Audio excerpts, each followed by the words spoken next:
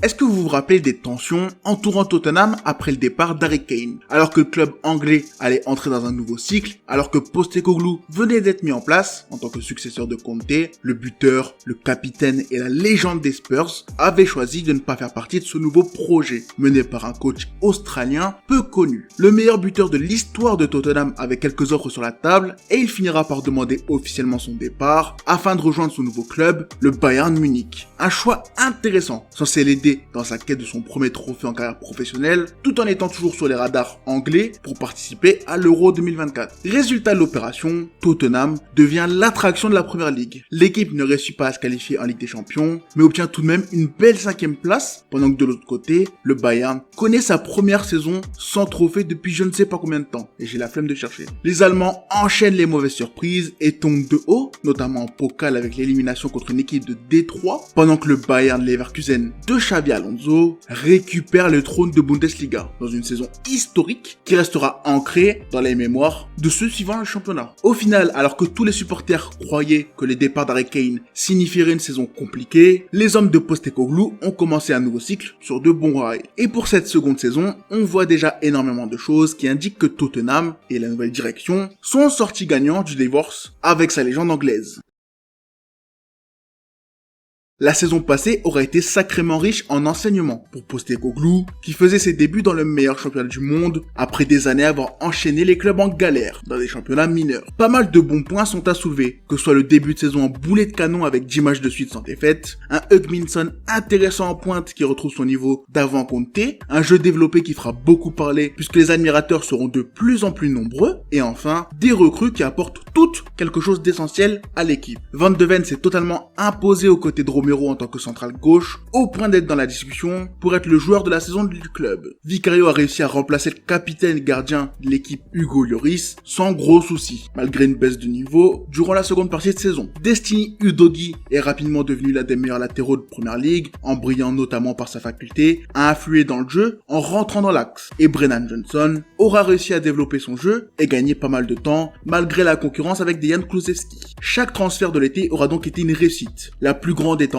évidemment James Maddison, qui a retrouvé sa superbe, qui est redevenu le meneur magnifique que Leicester avait mis en lumière, et tout cela aura permis de relancer la dynamique du club. Cette saison a été un premier pas vers le retour d'un Tottenham cherchant à grandir, cherchant à de nouveau remplir son armoire à trophées, après une trentaine d'années sans aucun moment de réelle célébration. Pour cette première saison, Postecoglou aura réussi à remonter Tottenham dans le top 5, un classement offrant un ticket pour l'Europa League, une place honorable, mais pas optimale si on est honnête. Les Spurs vont de nouveau connaître une saison sans Ligue des Champions, ils ne vont pas participer à la première édition du nouveau format de la compétition, et si on peut considérer cela comme un semi-échec, il est assez simple de comprendre que beaucoup de choses ont impacté négativement cette saison. Après un début quasiment parfait, tout a basculé suite à la 11e rencontre en championnat contre le rival historique Chelsea. Tactiquement, les hommes menés par Pochettino ont su mettre en lumière des failles que toutes les équipes de PL ont su exploiter par la suite. Mentalement, cette défaite a eu un réel impact interne, mais c'est surtout physiquement que les répercussions ont été terribles. Romero et Udogie ont été suspendus, l'effectif a en plus commencé à souffrir de très nombreuses blessures de joueurs clés, Van de Ven, Betancourt, Maddison, Lo Celso, Solomon, Perisic et Richarlison ont tous connu des blessures qui les ont écartés des terrains pendant un long moment, rendant l'effectif instable et donnant du fil à retordre à Postecoglou pour construire un 11 cohérent, compétitif et compatible. C'est d'ailleurs dans ce match qu'on a vu la mentalité imposée par Ange avec la fameuse défense en ligne médiane appliquée alors que l'équipe était à 9 contre 11. Pour le début du renouveau, Tottenham aura fini avec 76 buts marqués contre 61 encaissés en championnat. Sur les 18 matchs que l'équipe n'a pas gagné, 12 sont des matchs à l'extérieur. Chelsea et Wolverhampton auront été les deux clubs contre qui Tottenham n'aura pris aucun point et Fulham aura réussi à éliminer l'équipe dès le premier tour de FA Cup. Toutes ces informations permettent de nuancer le bilan d'un coach qui vient de connaître sa première saison au très haut niveau, qui vient de relancer un club qui commençait à sacrément couler, et c'est pour ça que malgré tout ça, le bilan de cette saison est plutôt positif. Cette première année aura permis à Postecoglou et la direction de comprendre quelle voie suivre pour le futur, quelle ligne directrice suivre pour continuer la progression, et très vite des plans ont été mis en place afin de profiter pleinement de l'été pour renforcer le projet de l'Australien.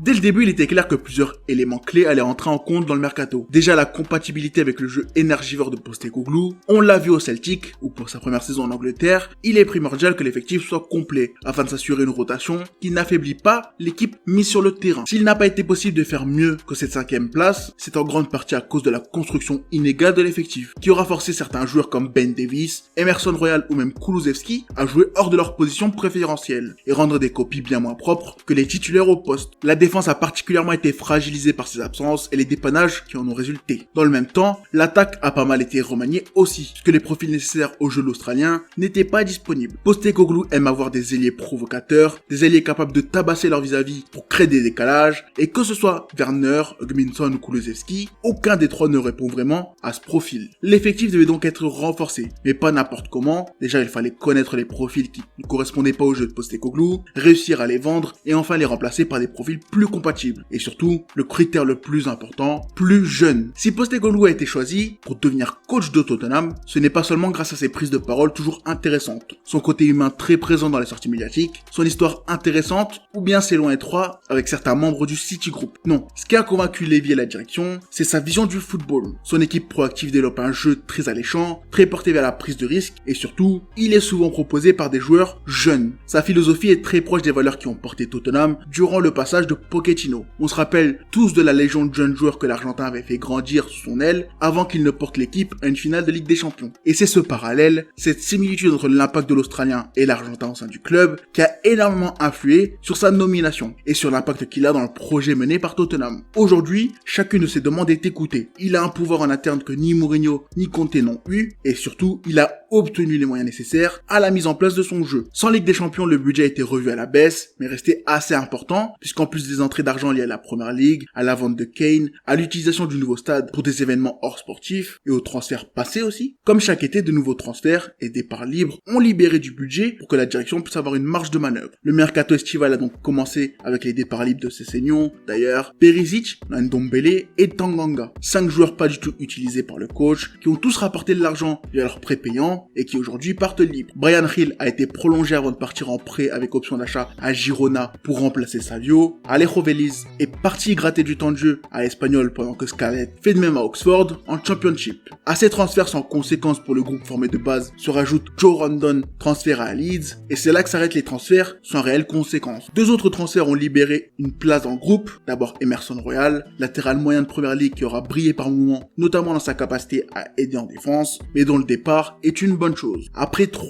très longs mois de négociations, il rejoint l'AC Milan de Fonseca pour 15 millions. Et c'est un transfert qui rend les deux parties très heureux à ce que je vois. Le second, c'est un milieu expérimenté parti à Marseille pour concurrencer Kondogbia, Pierre-Emile Højbjerg. Agacé par son manque de temps de jeu, il était à la recherche d'une porte de sortie depuis 1 an déjà, et après avoir raté le Bayern, la Juventus et d'autres clubs intéressants, il a descendu d'un cran ses attentes et a choisi l'OM de l'Italien de Zerbi. Son prêt avec option délai l'indemnité de transfert, mais dans tous les cas l'argent finira dans les comptes lorsque les Marseillais leveront l'option. Voilà tous les départs qui ont lieu jusque-là. En soi, peu de places du groupe ont été réellement impactées par ces départs, mais cela permet à l'équipe d'obtenir de la continuité. Je l'avais dit quand j'ai parlé de l'arrivée de Postecoglou, mais la seconde année est souvent celle où les objectifs sont atteints. Tottenham vise un titre, et pour ce faire, il était essentiel de faire le ménage avant de se renforcer, en continuant ce qui a été mis en place depuis l'an dernier. Bergwall était le premier arrivé. Signé depuis février, il est une addition intéressante au milieu de terrain. Passé devant un petit club d'Espagne dans les négociations, le Suédois a préféré rejoindre Tottenham dans un transfert qui illustre l'attractivité du nouveau projet. Derrière, le Coréen Yang a été signé pour janvier prochain. Il est l'un, si ce n'est le plus jeune buteur de l'histoire de la K-League, et c'est un transfert carrément lié au passé de Postecoglou en Asie, et au lien qui lie les continents avec Tottenham. 2 transferts qui respectent la ligne directrice, qui préparent le futur, et surtout qui n'ont pas un montant indécent en termes d'indemnité de transfert. Pour autant, les 3 autres font monter le montant de la fenêtre estivale, avec Solanke offrant enfin une option au buteur, Archie Gray devenant une option de rotation possible à énormément de postes différents, notamment en latéral avec le départ d'Emerson, et surtout Wilson Odobert, jeune ailier de Burnley qui offre lui aussi une polyvalence, et la percussion qui devrait commencer sur le banc. Avec ça, l'équipe devient encore plus complète. Postecoglou a plus d'options, et le groupe de jeunes talents à développer devient de plus en plus clair. L'équipe est rajeunie. À cette liste d'achat se rajoutent quelques jeunes du centre dont je parlerai dans une prochaine vidéo, et très clairement, le projet prend un pas de plus vers la bonne direction au vu des investissements. Comme avec Pochettino, Daniel Levy fait confiance confiance en son coach, qui lui influe un élan de positivité dans son club et surtout, il permet à une légion jeune de grandir. Il les aide à devenir de meilleurs joueurs, il les utilise pour rendre son jeu encore plus complet, il les met en valeur et s'assure que d'autres clubs sont à l'affût, tout ça en permettant à Tottenham de grandir. J'ai vraiment hâte de voir ce qu'il va se passer. Si Postecoglou et ses hommes vont réussir à retrouver la Ligue des Champions, si les défauts vus durant la première saison, que ce soit les problèmes défensifs, les coups de pied arrêtés ou le manque de finition des offensifs vont enfin être réglés, et je mise vraiment beaucoup sur eux. Les Spurs sont clairement une équipe, un projet à suivre. Et au vu de ce qui se passe chez les concurrents, je serais pas surpris de les voir atterrir à cette fameuse 4e place. Postecoglou était l'entraîneur que j'avais le plus mis en valeur sur cette chaîne, peu ont cru en lui, peu ont cru en mon analyse, tout cela n'ont que leurs yeux pourris pour pleurer. Je suis vraiment dégoûté qu'il n'ait jamais pris les rênes de mon club, mais dans le même temps, je suis quand même assez content de voir que ce qui se passe à Tottenham va dans le bon sens. Comme avec Conte, tu sens qu'il y a quelque chose en interne qui bloque. Il y a quelque chose, une mentalité ou des personnes qui n'ont pas encore envie d'évoluer. Mais malgré tout cela, tu vois les progrès, tu vois la montée en puissance, et avec des joueurs cadres qui comprennent encore mieux le système, avec des nouveaux jeunes qui apportent des profils qui me manquaient à la première saison, je ne vois pas comment Tottenham peut rater cette 4e place. Bref, c'était une petite vidéo comme d'hab, tu sais ce qu'il te reste à faire. Ciao.